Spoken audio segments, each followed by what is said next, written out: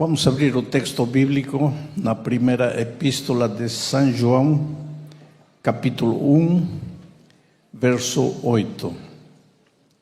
Antes da leitura bíblica, quero dizer que pouca gente sabe, acho que ninguém sabe, que um pouco mais de 2 anos atrás, o fato de que eu estava morrendo, isso muita gente sabe, não? O que a gente não sabe é o que eu vou contar agora. A guerra estava para começar na Ucrânia. E eu já estava hospitalizado 45 dias. Completava 3 semanas na unidade de tratamento intensivo. Quando finalmente saí do hospital, estive literalmente morto, não? Não estava morto porque ainda minhas funções vitais funcionavam, mas eu estava apagado, inconsciente. Quando abri os olhos, eu vi que estava no mesmo lugar e pensei que eu não morri, estou vivo. E por isso que eu brincando digo, eu já fui lá e voltei, e lá não tem nada. Então, quando o homem morre, se apaga mesmo. Só que o médico disse, tudo bem, vamos dar de alta do hospital, mas não pode viajar. Não tem condições. Seu pulmão não tem condições de subir a um avião. Você morre dentro do avião. Meu filho, que tinha ido à Ucrânia já para levar meus restos para casa, e se surpreendeu com a notícia de que eu saí da situação crítica. Me disse, pai, temos que ir, a guerra vem. E os médicos falaram para ele, não, todos os anos dizem que a guerra chega, não, a guerra não chega. E meu filho disse, pai, se a guerra começar, eu faço o que contigo? Você não consegue andar. 45 dias sem andar. Como arrasto você? Como tiro você deste país? Então, do jeito que está, vamos. Ele assinou um documento isentando de qualquer responsabilidade ao hospital, aos médicos, assumindo ele a responsabilidade se algo me acontecesse. E ele me disse, vamos voar 1 hora de Kiev para Varsóvia. 1 hora. Aí vamos parar um dia, para ver se teu pulmão aguenta. E ele ainda tinha comprado um respirador que me acompanhava no avião. Chegamos a Varsóvia bem, fiquei um dia lá. Então ele me disse, agora vamos ir quase 3 horas de Varsóvia à Ucrânia, a Lisboa. E vamos parar em Lisboa 2 dias. E cheguei aqui em Lisboa. E isso que ninguém sabe. Fiquei hospedado num hotel. E meu filho, desde amanhã, me dizia, temos que sair. Eu não conseguia andar. Literalmente arrastava os pés. Mas ele disse, não tem outro jeito. De aqui a 2 dias, pegamos o voo de aqui direto a Brasília. 10 horas. Mas teu pulmão aguentou 1 hora para Varsóvia. Aguentou 4 horas para aqui, vai aguentar 10 para lá. Eu estava caminhando por uma rua do centro, essa rua onde está o arco, e que termina na Praça do Comércio. E sentei aí na Praça do Comércio, na beira do rio. Eu estava com máscara, estava com um boné, estava com um cachecol. Mas alguém me conheceu. E olhou para mim e disse, Pastor Bulhão? E eu falei, sim. Ele estava aqui a uns 3 metros de mim. E começou a chorar. Chorava e chorava. E ele me disse, ontem à noite eu pedi a Deus, eu estou fora da igreja, eu pedi a Deus uma prova, devo voltar ou não? E esta tarde saí, estava caminhando por aqui, e vejo você. Que melhor prova está me dando Deus, que eu tenho que retornar para a igreja. E meu filho, que estava ao meu lado, me disse, está vendo, pai? Se unicamente por esse rapaz você tivesse sofrido tudo e tivesse chegado aqui, já valeu a pena. Nós, seres humanos, temos que aprender a confiar nos planos divinos. Às vezes, em nossa vida acontecem coisas que não compreendemos, não tem justificativa humana. Mas Deus nunca erra.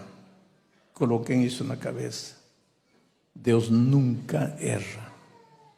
Por mais que você ache que Deus está sendo injusto com você, não.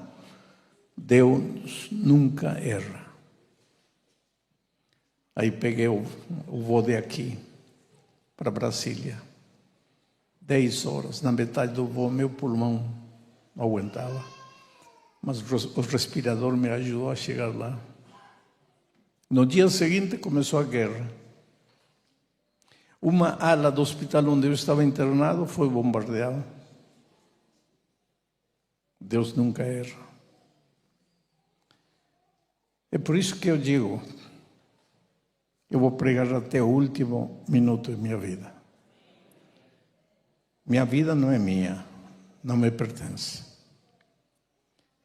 Estou há 18 anos aposentado, reformado.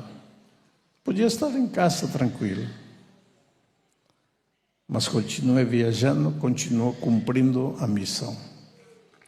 Porque quando me perguntam qual é a sua profissão, minha profissão não é ser pastor. O ministério não é profissão. Se você quer uma profissão, faça qualquer coisa na vida, menos pastor. O pastorado é um ministério. Você se reforma, mas o ministério não acaba nunca. Só termina com a morte. Mas estou feliz de estar aqui. Esta história que acabo de contar, só meu filho sabia. Estava ao meu lado. E agora vamos entrar à mensagem bíblica. São João, capítulo 1. 1 de João, capítulo 1, verso 8. Vocês sabem que São João escreveu o Evangelho segundo São João. Escreveu 3 cartas para a igreja em geral. 1ª, 2ª, 3ª João. E escreveu o livro de Apocalipse. É um autor, depois de Paulo, um dos autores que mais escreveu. Mas as epístolas são curtinhas, não importa. Eu tenho 58 livros publicados, alguns são livros pequenos, mas escrevo. Agora, esta semana estamos estudando o que João fala no primeiro capítulo da primeira epístola. E esta manhã nos toca o verso 8 e um texto-chave. Sabe qual é a vantagem de pregar a Bíblia? Texto por texto, versículo por versículo. A vantagem é de que ninguém pode dizer, o pastor tem um sermão encomendado. Que encomendado? Eu estou seguindo o que a Bíblia diz. Se alguém encomendou, foi o Espírito Santo. Ninguém vai dizer, pastor, foi encomendado esse sermão. Que encomendado? Eu estudei um que não foi encomendado, o 2, o 3, o 4, o 5, agora já estou no 8. Volto a repetir, se alguém encomendou, é o Espírito Santo, não sou eu, e não é nenhum pastor. Só que este tema trata de um tema, este verso trata de um tema que está muito em discussão. Vamos ler o texto primeiro. Diz assim: se dissermos que não temos pecado nenhum, a nós mesmos nos enganamos e a verdade não está em nós. Por que digo que este é um texto polêmico? Porque ultimamente está começando a entrar na igreja uma ideia interessante de que a última geração será sem pecado. Quer dizer que a última geração não enquadra neste texto. E se não enquadra neste texto, então essa última geração não forma parte da igreja. Quem ensina essa teoria da última geração? Que a última geração antes da volta de Cristo será impecável, que terá desenvolvido o caráter, que terá chegado no processo de santidade a um ponto em que já não cai, já não peca. E isto se está pregando com muita força em alguns países. E esta mensagem cria um desespero terrível na igreja. Porque se vocês não são diferentes de mim, terão descoberto que a vida cristã é uma luta, é uma batalha diária. Que você hoje se ajoelha, chora, se arrepende, pede perdão a Deus e amanhã está fazendo a mesma tonteria. E que muitas vezes você chega ao ponto de dizer: Deus meu, o que acontece comigo? Por que eu não consigo? E o pior é que você olha para as outras pessoas e as outras pessoas lhe parecem a você muito melhor espiritualmente do que você. E aí você sozinho no quarto diz: eu sou um hipócrita, eu não presto para nada. E aí vem o diabo aqui e diz: está vendo, realmente você é um hipócrita. O que está fazendo na igreja? Vai embora, larga tudo. E você muitas vezes larga tudo e vai embora. Por quê? Porque chega à conclusão: para que estar na igreja caindo, levantando? Não, Deus não aceita isso. E então vem esses pregadores dessa tendência teológica falando que a última geração, que já somos nós, porque Cristo já está para voltar, teremos que ser impecáveis, teremos que ser perfeitos, que teremos que refletir o caráter de Cristo tal qual Jesus era. E agora vem João e diz assim, porque parece que esta teologia que começa a entrar, que começa a pressionar a igreja, já existia nos dias de João.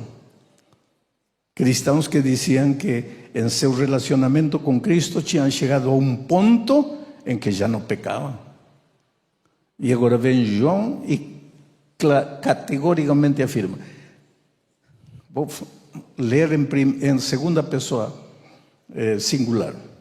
Se você diz que não tem pecado nenhum,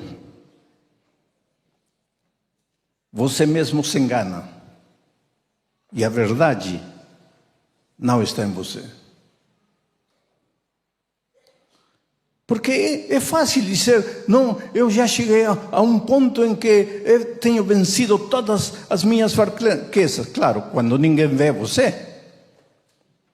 E quando está sozinho no quarto, quem sabe os pensamentos que sobem à sua cabeça? Quem sabe os sentimentos que você carrega no coração? E quando as tendências carnais levam você para o pecado, olha para lá, não tem ninguém, olha para lá, não tem ninguém, não tem ninguém, não tem ninguém. E depois sai aqui, o sábado, olhando para todo mundo, como é a roupa, como é o cabelo, está bem, não está bem. Que bom que o inverno sempre chega, não? Aí todo mundo cobre o corpo até o pé. Aí no verão, aí fica diferente.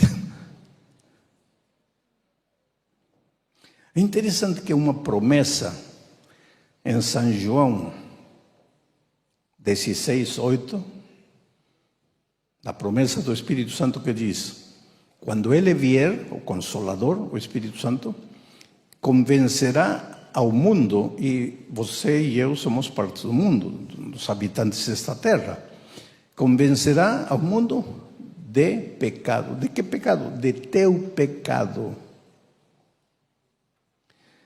Só que o Espírito Santo trabalha nesta famosa última geração de uma maneira estranha. Porque eles dizem que recebem o Espírito Santo, mas só enxergam o pecado dos outros. Não enxergam seu pecado. E a Bíblia a mim me ensina que quando o Espírito Santo vem, não me convence do pecado dos outros, me convence de meu pecado. Eu não tenho que estar olhando para os outros, eu tenho que olhar para a minha vida, para as minhas atitudes. Não as atitudes, a igreja está perdida. Não interessa se a igreja está perdida. E eu? Porque você é a igreja, eu sou a igreja. Eu sempre digo que esta igreja não é perfeita, porque eu sou membro desta igreja. Porque se eu não fosse membro, aí sim talvez a igreja seria perfeita. Imagina se toda a igreja, todos os membros fossem como você, assim, do jeito que você é. Aí seria perfeita, não?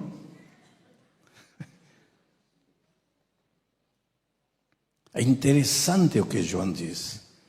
Se você em algum momento se sente tentado a pensar que não existe pecado em você, você se engana. E a verdade não está em você. Agora, esta não é uma verdade que só João pregava. Esta é uma verdade que Paulo também pregava. Vamos falar o que Paulo fala acerca da perfeição no seguinte texto. O seguinte texto é Filipenses, capítulo 3. Aí está. Versos 12, 13, 14, 15 e 6. Mas eu vou ir lendo texto por texto, comentando um pouco para entender a mensagem divina para você. Paulo, primeiro vou fazer uma pergunta. Quantos de vocês acham que Paulo estará no reino dos céus? Levantem a mão. Vocês acham? Claro que sim.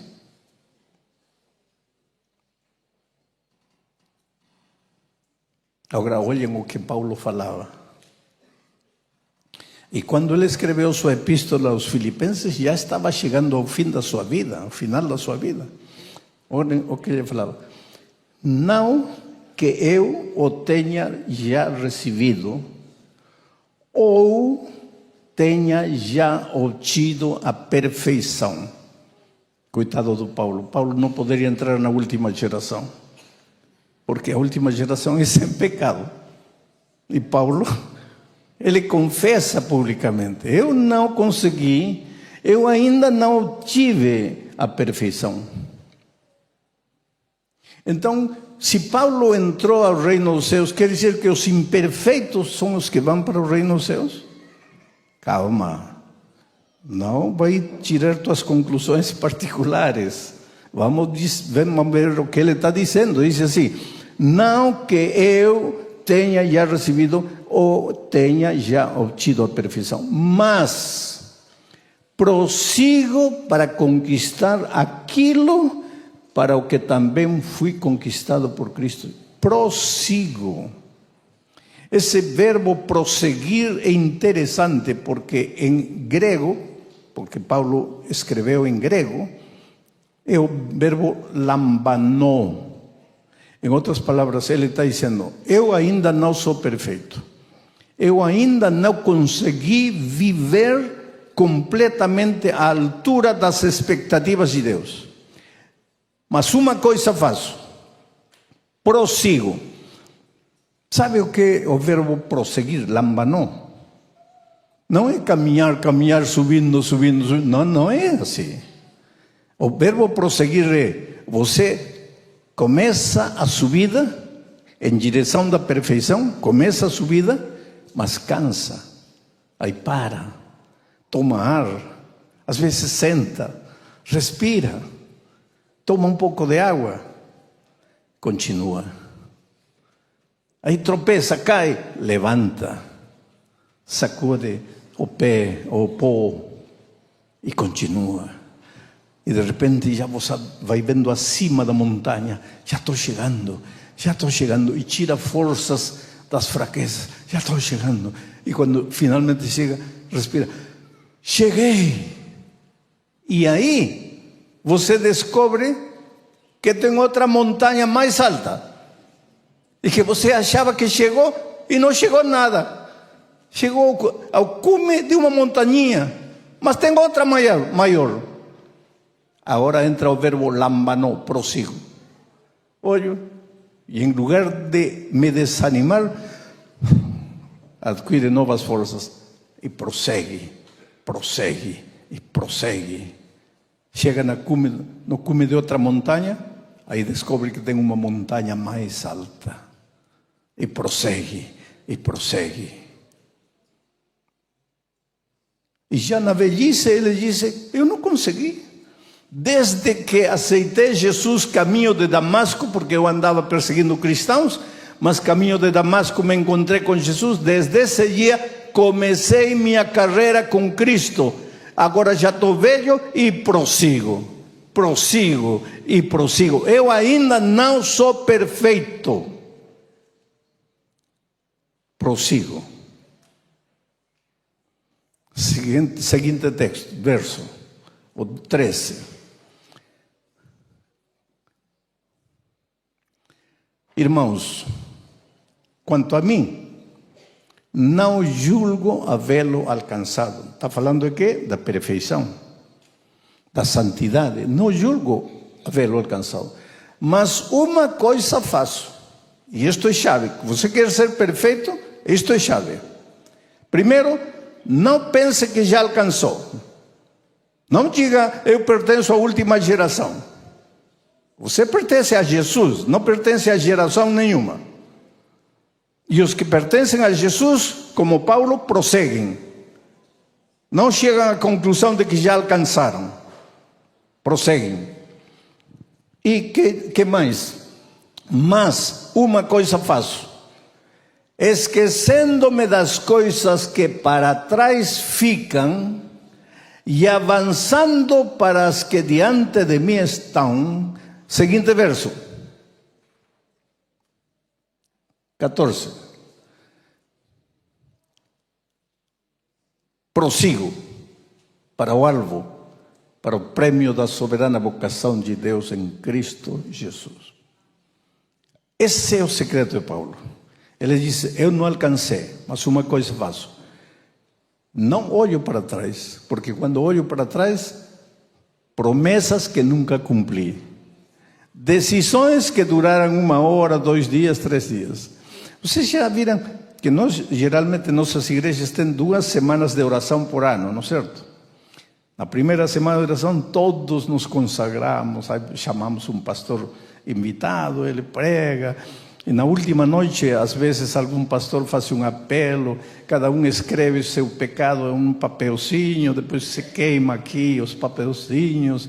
E aí termina a semana de oração com Santa Ceia. Agora sim.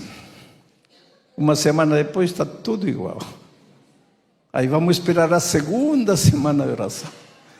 Aí na semana de oração nos consagramos. Não.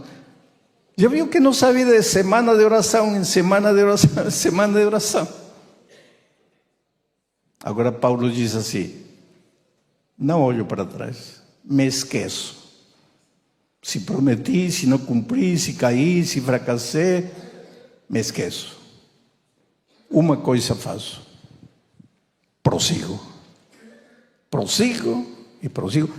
para ver se um dia alcanço aquilo para o qual eu fui alcançado por Cristo Jesus. Porque Cristo te alcançou para levar-te pelo caminho da santificação, para levar-te na perfeição.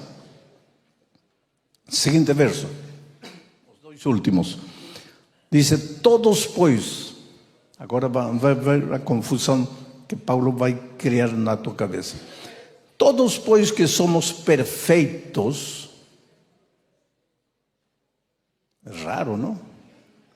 Porque no verso 12 diz, irmãos, eu ainda não sou perfeito. E no verso 15 diz, todos os que já somos perfeitos. Espera um pouco. Se Paulo estivesse vivo, eu lhe diria, Paulo, senta um pouco, respira, porque você está meio confundido. O que foi? Primeiro diz que você não é perfeito. E agora diz que já é perfeito. Você tem que se posicionar. Ou é ou não é. Mas não fala que é e depois fala que não é. Ou fala que não é e depois fala que é. Isso é que cria muita confusão aos cristãos. Porque às vezes uns cristãos pegam o verso 12, dizem, não, nunca vamos ser perfeitos. E outros cristãos pegam o verso 15 e dizem, temos que ser perfeitos nesta terra. Os primeiros dizem, não, Paulo diz. Os segundos dizem, não, Paulo diz. E aí, o que fazemos? Todos, pois, que somos perfeitos, tenhamos este sentimento. Que sentimento? O sentimento de que não é perfeito. Quando você sente que você já é perfeito, não é perfeito. Mas quando você sente que ainda não é perfeito, aí você está no caminho certo. Tenhamos este sentimento. E se porventura pensais de outro modo, também isto Deus vos esclarecerá. E o verso final 16 diz: todavia andemos de acordo com o que já alcançamos. Agora vou resumir o que Paulo está dizendo. Sabe o que Paulo está dizendo? Que a perfeição não é um ponto no qual você chega. Não é que você caminha, já, agora sou perfeito. E agora começa a olhar para todos, coitados imperfeitos, porque eu já sou perfeito. Aliás, querido, o melhor lugar para ser santo, para ser perfeito é aqui. Aqui todos somos perfeitos. Porque quando pregamos, parece que... Mas a verdade é que eu, como Paulo disse, dos pecadores do qual eu sou o primeiro, eu sou o segundo. Agora o terceiro deve estar por aqui. Se chegamos aqui para pregar, não é porque somos santos, não é porque somos perfeitos, é porque somos cristãos no caminho da perfeição. O que Paulo em tudo isto está dizendo é que a perfeição não é um ponto que você alcança. A perfeição cristã é um caminho que você percorre. Você vai sendo perfeito enquanto ainda não é perfeito. Vai sendo perfeito enquanto ainda não é perfeito. E o segredo para ser perfeito, mesmo não sendo perfeito, é esquecer o que fica para trás, para o que está adiante e prosseguir, até a volta de Cristo. E quando Cristo voltar, vai te dizer, bem, bom servo fiel. Sobre pouco foste fiel, sobre muito te colocarei. Agora a mim me emocionam as últimas palavras de Paulo, quando estava preso em Roma e escreveu uma carta a Timóteo, já se despedindo. Eu tive o privilégio de entrar na prisão onde Paulo esteve preso. E tive o privilégio de ter netos. Tenho 9, levei os 3 mais velhos. Minha esposa, meus 3 netos, eu entramos na prisão. E eu falei para meus netos, foi aqui que Paulo esteve. E em lugar de estar se lamentando e chorando, foi de aqui que escreveu. Era julho